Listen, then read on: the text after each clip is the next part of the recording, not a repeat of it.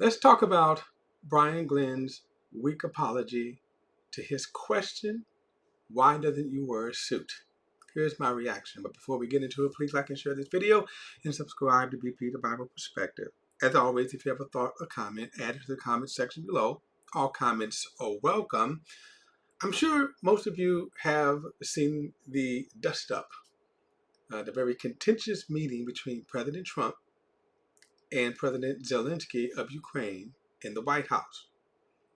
What I want to focus on is a particular question that a reporter asked President Zelensky out of the blue that had nothing to do with anything. The question was, why don't you wear a suit? And then he went on to be even more snarky. Do you own a suit? Now, since that time, he's received a lot of complaints, right? A lot of criticism for the question. And on a BBC interview, he tries to explain the question. But in doing so, to me, it makes it even worse because he contradicts himself and shows his true hypocrisy. So I'm going to play the video, and the video itself explains a lot. So I'm going to jump right into the video, and I'm going to comment alongside and make my reaction to show you just how contradictory it is. Now, I'm going to say right off, the reason for the question was playing along with Trump's purpose to try to disparage President Zelensky. Why? I don't know. And I'm not going to go too deep into the politics of it because it's out of my lane. But it seems that President Trump is bullying the victim and Ukraine, the victim, and trying to bully them into a deal that's going to benefit Trump, like the mineral agreement. When you hear them refer to the agreement, that's what he's talking about. When he's talking about the fact that they want peace, and they're going to say, oh, we want peace. Well, what peace do you want? In other words, the fact that, hey, here is an evil dictator who invaded a sovereign nation, and that war hasn't gone well for the supposed to be mighty nation of Russia, that Zelensky, with the help of America and other allies, have been warding off this invasion, this complete takedown, showing that Russia's not as big and bad as they claim. But now you have Trump, who really seems to favor Putin more. And it seems to be trying to take advantage of this situation to strike a deal. Not peace deal, because that's simple. Putin, you are invading a land that's not yours. Stop. And so now they're trying to bully Zelensky to sign a peace to do what? What are you asking Zelensky to give up? What are you trying to say that they need to give up? The land? The country? What exactly? So here goes the interview, and here's the reporter, Brian Glenn. By the way, he happens to be the boyfriend of Representative Marjorie Taylor Greene. So that kind of tells you what spectrum he's coming from. And again, the whole purpose was to get this attaboy from Trump, which he did. But here we go. And do you think it did come across as a snarky comment? Why don't you wear a suit? Why don't you wear a suit? You're the highest level in this country's office, and you refuse to wear a suit. Just want to see do you own a suit? So right there, that was the question. What now? Moving forward here, and when you hear his response, let's ask, what did that question have to do, even with his response? Even with this response, what did that question have to do with that? Asking that question, other than to try to humiliate Zelensky. That was the purpose. as Trump and J.D. Vance were trying to do in that meeting there? I'm sure it did. I know by the thousands and This tens is of the intro, thousands by the of way. comments I've gotten on social media, death threats, phone calls. I don't know how they got my number. I think the world took it as a snarky comment. That wasn't really my intention. Thank you very much for being with us. Thank you for talking to us. Yep. I wonder if I could begin by asking you, on Friday, why you asked President Zelensky, why don't you wear a suit? Well, first of all, thanks for having me on. We have been covering, obviously, the events in Ukraine since it started. And I've been on the campaign trail with President Trump for many years. And as Americans get kind of engaged in what's going on, that was one of the questions that many Americans had, is why doesn't the president, Zelinsky, wear a suit when he goes to these very high-level meetings, whether it's in the U.S., whether it's over in Europe. And when you I think he's lying. What people are asking that? Who cares? Who was really asking this question here about his suit? It was a bully tactic that President Trump, and right out of the playbook of Trump. But who's asking that? And who actually cares if the man was wearing a suit? look at the several dignitaries that seem to have a level of respect for their office, I just asked the questions that many Americans were asking at home, and that's kind of what I've been doing for a while. So I'm going to jump ahead, just mention this. If what he just said is true, wait for what's going to come up when he's asked about Elon Musk. Wait for it. I didn't mean to come off as a snarky comment. You absolutely did. I do feel like when Zelensky got out of the car and met President Trump at the West Wing, that's, if you probably saw, where President Trump mentioned that it looks like he got dressed up. So I thought I would ask him, why didn't he wear a suit? And do you think it did come across as a snarky comment? Oh, I'm sure it did. I know by the thousands and tens of thousands of comments I've gotten on social media, death threats, phone calls. I don't know how they got my number. I think the world took it as a snarky comment.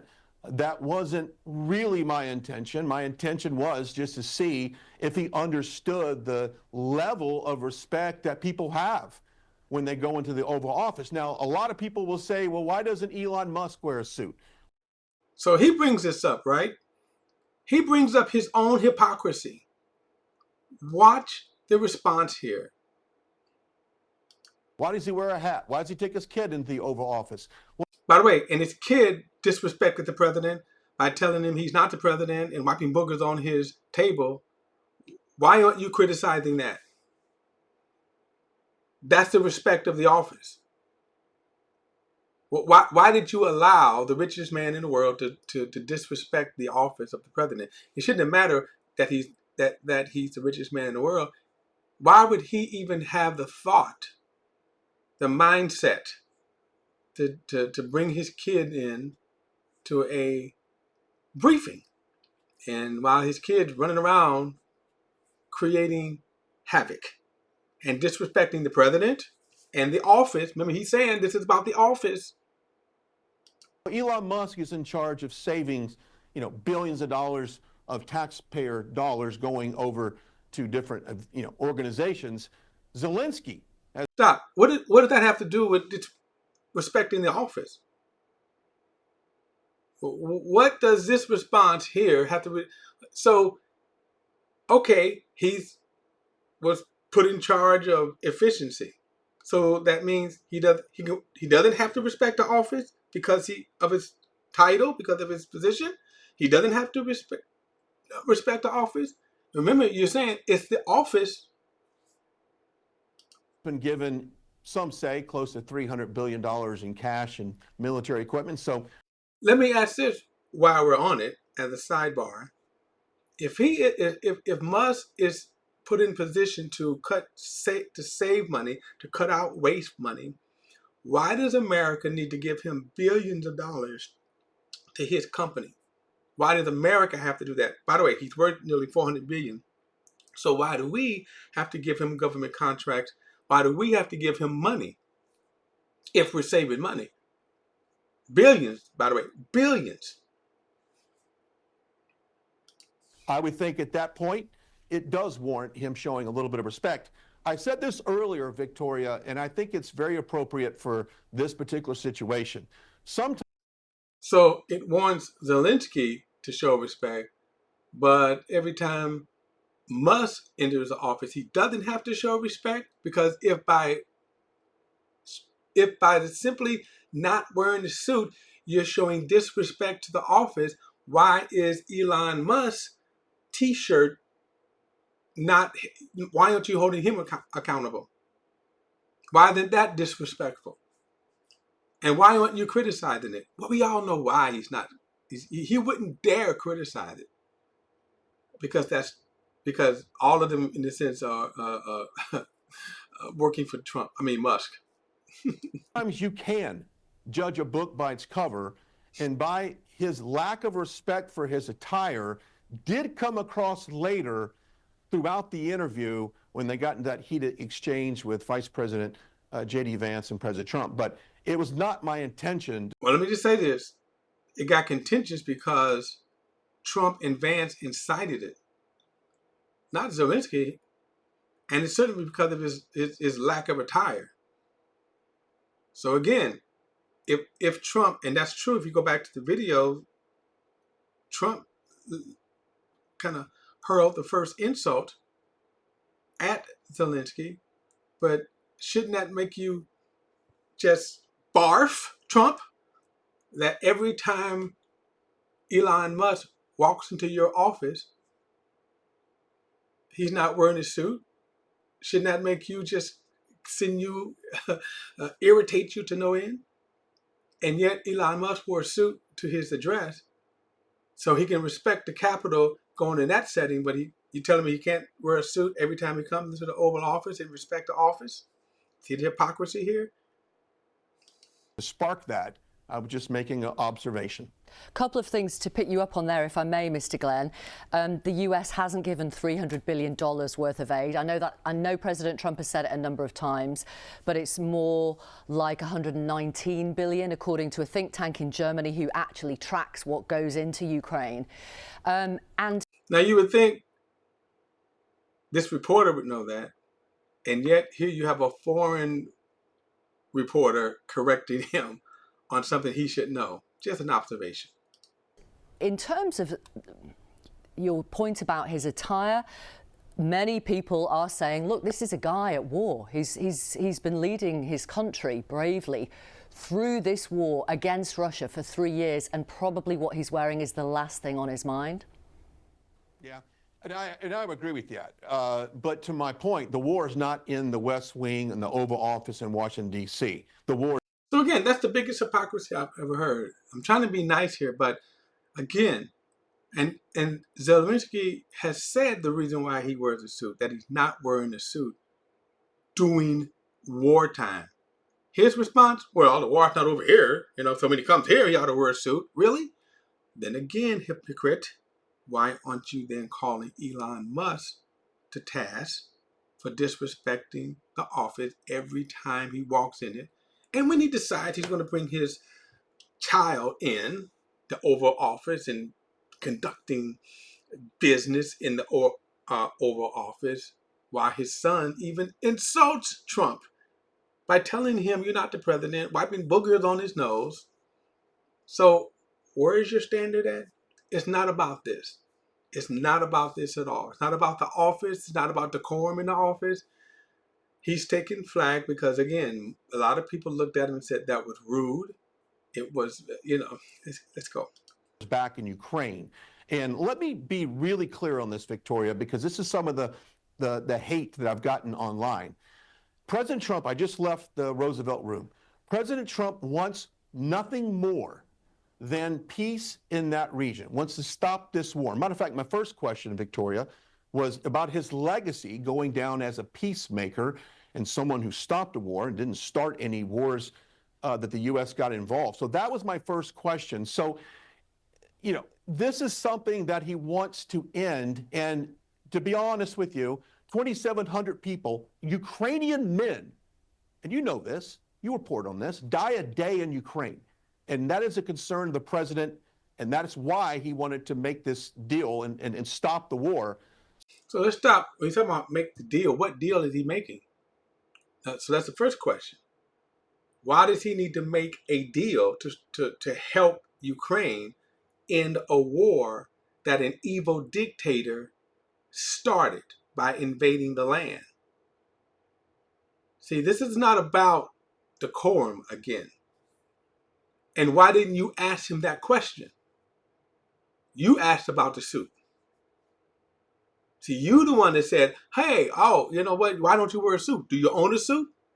And now he's saying, well, your war is your problem over there in your nation. When you come to the United States, you ought to dress up, while ignoring a man who's not an elected official, who waltzes into the Oval Office dressed as he pleased, acts as he pleased by bringing his, again, bad son. So I'd like to focus more on the peace aspect of this rather than a snarky comment, if you would, about his attire. And mind you, you asked the question. Mind you, you asked the question about the suit. No one would have even been talking about the suit until you asked. And now you say you want to focus on the peace. You asked the question. many Americans are thinking about this. You know, here's the deal. 99.99% of the people watching this interview right now did not vote in the 2024 presidential election. But they do want to see the war end. This is deflection here. Do they want to see you grill him more on the suit? Or do they want to see the war end? I would agree they want to see the war end. Then why didn't you ask about how do we end the war? You asked about the suit. Like we do as well. And so if people are so bent out of shape about my question about what he's wearing, I think the bigger picture should be, why didn't Vladimir Zelinsky just go in, show a certain level of appreciation and respect for what we've given him? Now, we don't know really how much we've... How didn't he? What disrespect did Zelinsky show? It was Zadie Vance who said, oh, you know what? You haven't been thankful. And he zeroed it down to when you came in this office. You didn't come in, thank you, thank you, thank you. That's what he meant. But he did thankful. What is the protocol of showing thankfulness that you would like for him to have done?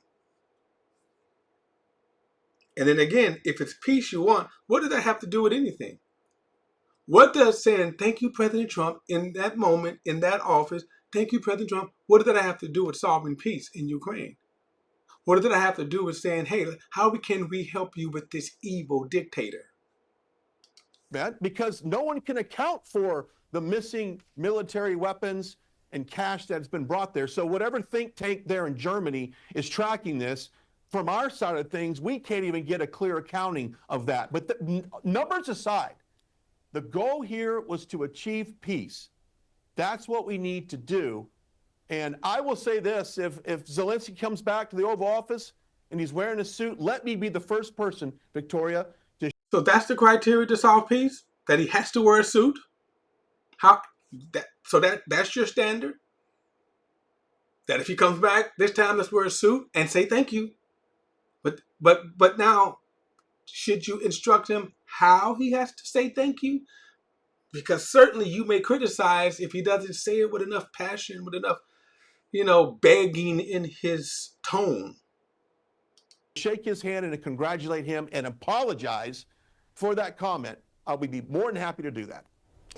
I mean, I'm sure somebody else has said this to you, but obviously when Winston Churchill went to see Roosevelt during the Second World War in the White House, he was wearing military fatigues. Was he showing disrespect? Well, I wasn't alive then. I wasn't there to watch that. You've got a view. I'm not going to comment that. But what I'm saying is, again, it's the hypocrisy. If if you're saying, and you just said that if Zelinsky comes back with a suit on, right, and if then now she's showing you one of the greatest figures in our modern times who wore a suit during wartime to the White House, then why don't you criticize and say, well, he should have wore a suit? Yeah, that's bad. He should have wore a suit. He disrespected the office. He's going to deflect because of his own hypocrisy. This is not about decorum. That's why. It's not about, well, when you come in, you should wear a suit and say thank you to President Trump. It was about let's humiliate the man. Let's kick him when he's down. That's what Trump likes. That was the menu for the day. If you guys are trying to get this, it's all about the wardrobe, and that's what I've been the biggest excuse. Why isn't why aren't we talking about peace? Because you asked the question, dum-dum. You asked the question. You didn't ask about peace. See, the deflection here is so stunning right here. But it's a bad deflection because you look like bad. 700 men, Ukrainian men die a day, and we're going to argue about, well, Winston Churchill was wearing military fatigues, and is that okay? Elon Musk wears, a T-shirt, and a jacket, and a hat, and brings his kids, and, I don't know why this is still an argument. I really don't. If it means that much to you guys. Well, what you really mean is, let's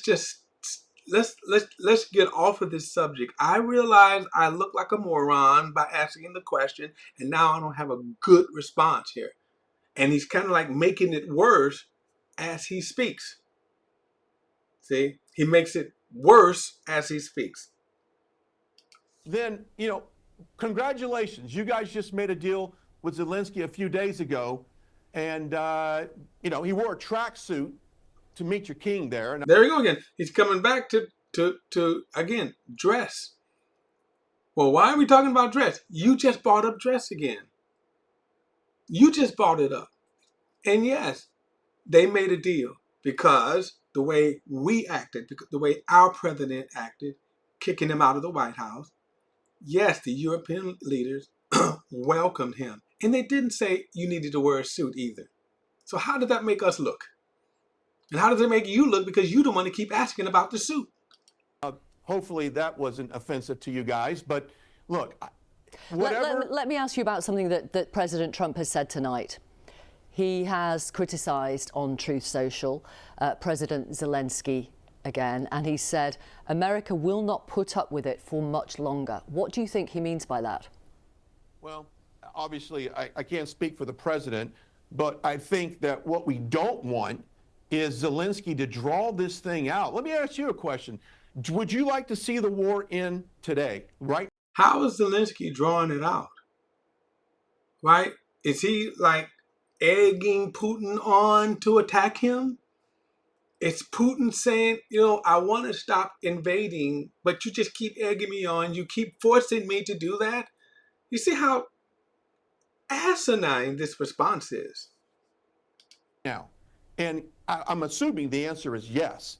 But if Zelinsky views this war as some type of conveyor belt of U.S. tax dollars and money going to Ukraine with no intention of a ceasefire, then I think we all need to take a step back. But I don't know what President Trump meant by that. I know he wants peace. Well, then ask the question. Tell us how Zelinsky could stop the war, how Zelinsky can stop Putin from invading. How can he do that? But we're going to see where the real motive here is. That today, you've said it before. No one wants this to go on and perhaps be World War III. None of us want that. So how would World War III start? When you're talking about world war, aren't you talking about groups of nations fighting against each other? So what is the group? Who's going to align with Russia? And then what group would America under Trump align with. None of us want. Let's get peace done. Let's do it.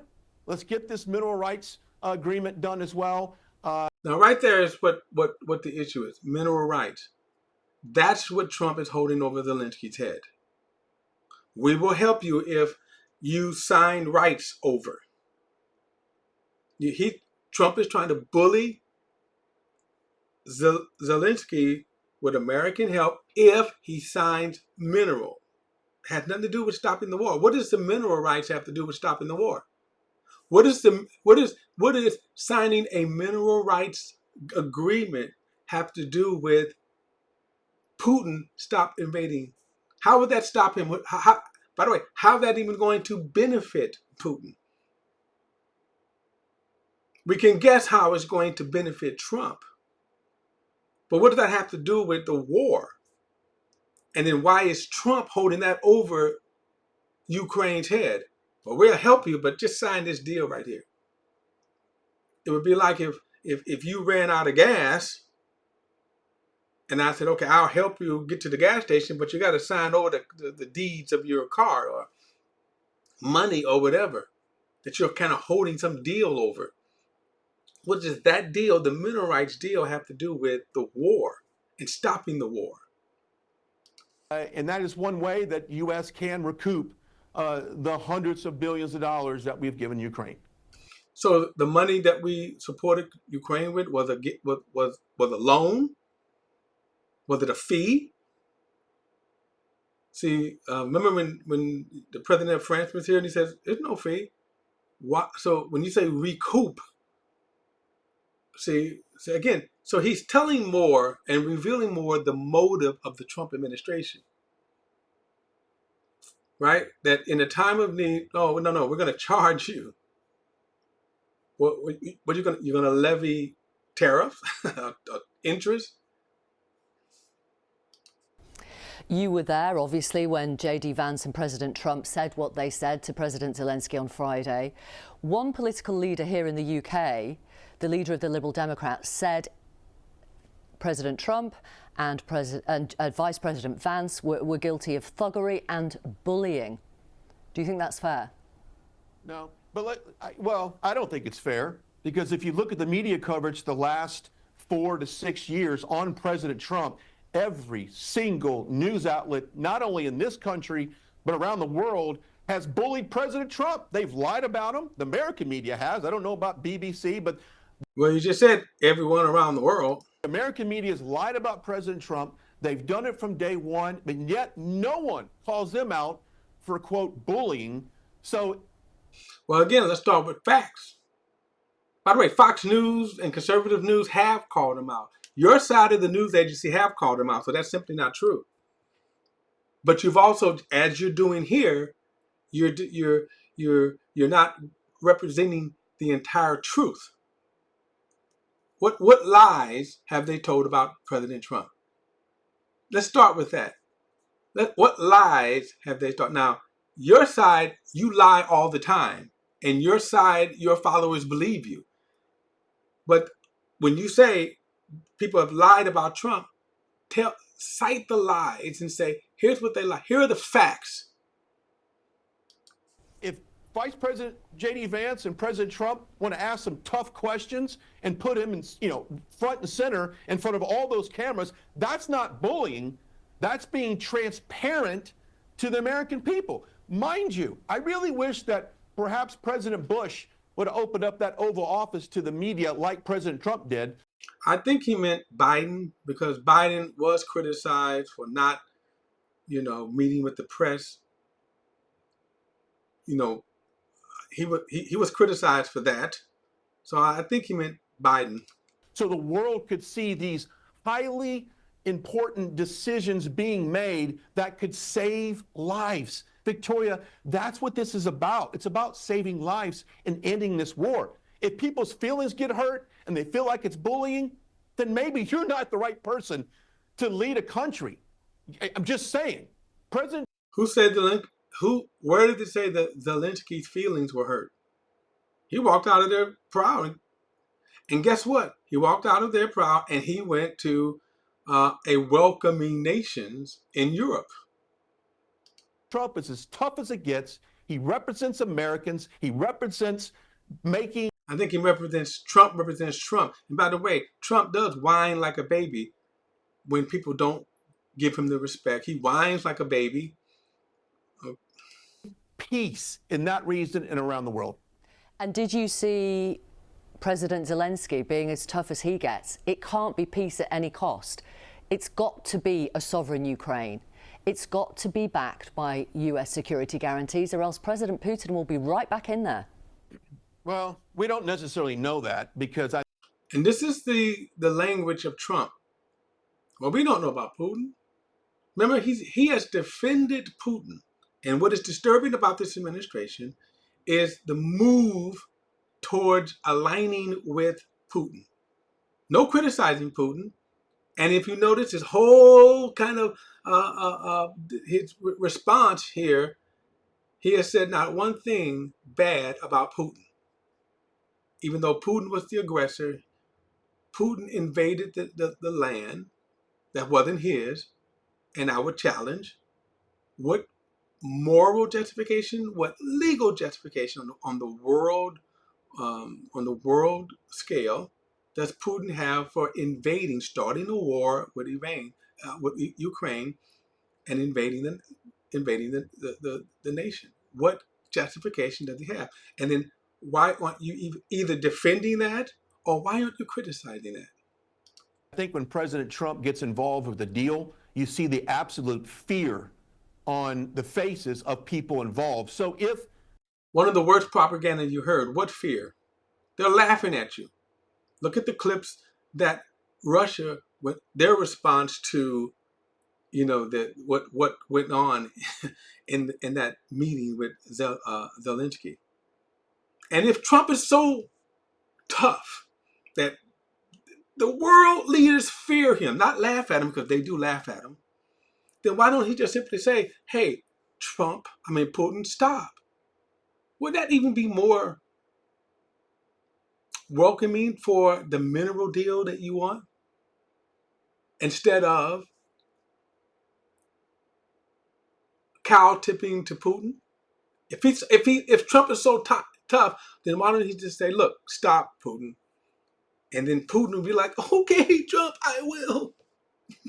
this deal is done and there's no troops on the ground for security, kind of a backstop, if you will, Victoria, in all due respect, I think the world has seen a weak Joe Biden, and they have seen how the U.S. has not stood up to the adversaries in the world. So if President... Okay, Biden's out of office. So we're going into month number 3, and where's the fear being shown by other nations? Oh my God, Trump's in office now. What are we going to do? Okay. Trump makes a deal and says, you will not invade Ukraine. This thing is over. So why is he saying it now? Why does he need a deal? What are the terms of this deal? Why does he need that to tell Putin, hey, stop invading a country that's not yours? So what is this deal? What is the terms of these deals? Victoria, they're not going to do it. We don't need to keep putting people and resources and spending money for people on the ground. It's over. I think the respect for the world they have for, look at the events on October 7th in Israel. That would have never happened if President Trump was in office. So if President Trump is in office, Vladimir Putin is not going to invade Ukraine. It's over. That's just nonsense. That's just nonsense. You have no proof to say that, by the way, that everybody was just waiting for Trump to get back in. And if that's true, then why isn't Hamas, coming quickly to a ceasefire since Trump now is in office? So in other words, weak Biden allowed this Hamas to invade, and then now that Trump's in, how come they haven't backed off? Why hasn't anybody backed off now that Trump's in? Over. Get the deal done, get peace, and let's move on and rebuild and help those people suffering in Ukraine. Women, children, babies, a whole generation of men are being wiped out right now.